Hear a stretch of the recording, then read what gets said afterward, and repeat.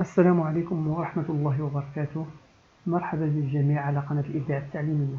موضوعنا اليوم حول كيفية إنجاز جدادة بالفرنسية صالحة لجميع المكونات بالفرنسية. Par exemple, la lecture, grammaire, activité orale, projet de classe, production de l'écrit. إذا اليوم سنتعرف على التصميم، كيفية تصميم جدادة بالفرنسية والتعرف على مكوناتها.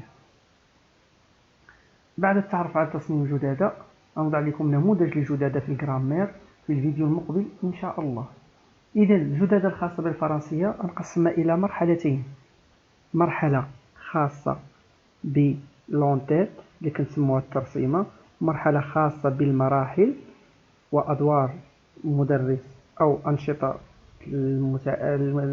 الأستاذ، ثم أنشطة المتعلم.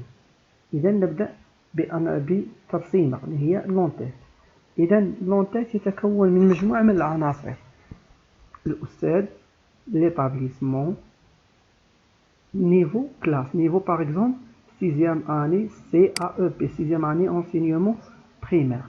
L'effectif هو عدد التلاميذ، par exemple ديروا 20 25 30 تلميذ مثلا.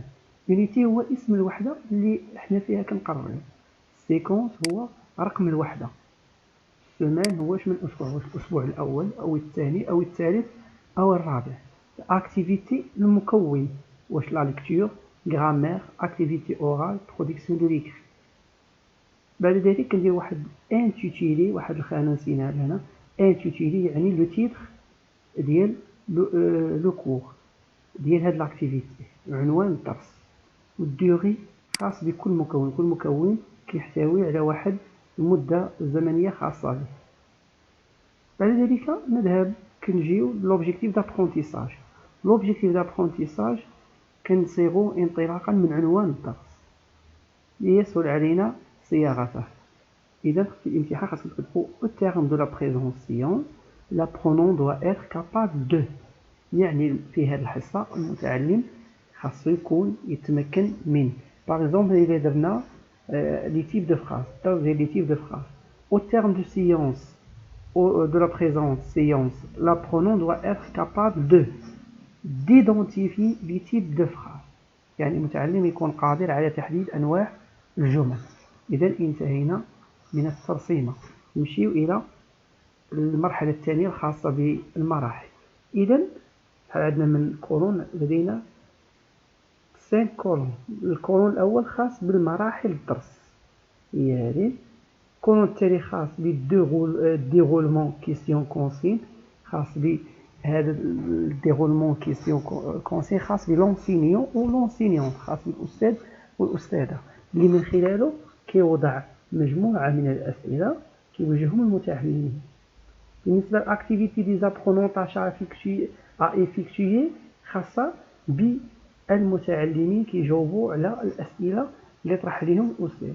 دونك لي طاش اللي كلفهم بها الأستاذ كيجاوبوا عليها هنا. لي ريبونس أطوندي هما الأجوبة اللي خاصة بكل طاش قدموا الأستاذ للمتعلمين، الأجوبة المنتظرة. شنو خاص يكون مثلا كيسيون 1 شنو الجواب ديالها، كيكونوا نسبيين. ديفير خاصة بموداليتي دو travail. Est-ce que ce travail est un travail en groupe ou un travail individuel؟ واش عمل خاص بالمجموعات ولا عمل فردي؟ إذا نذهب للمراحل الدرس.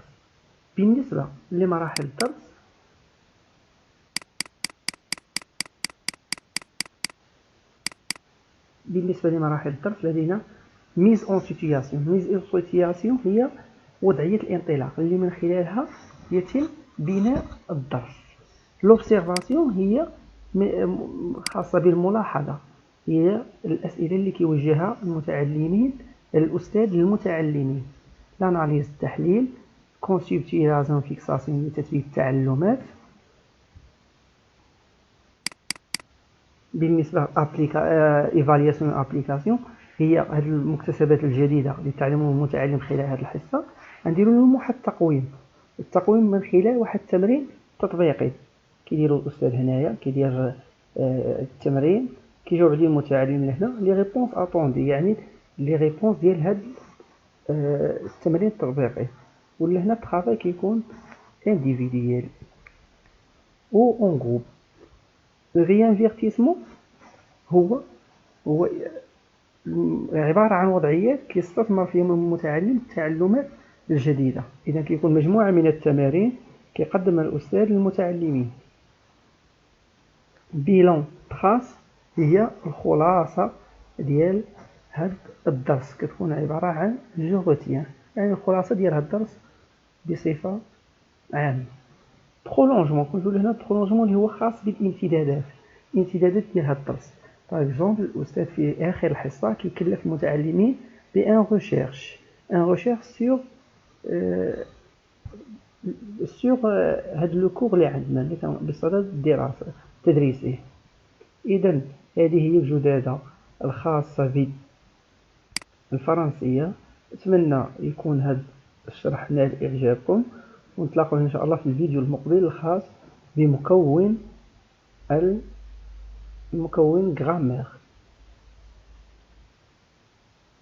وإلى لقاء قادم إن شاء الله.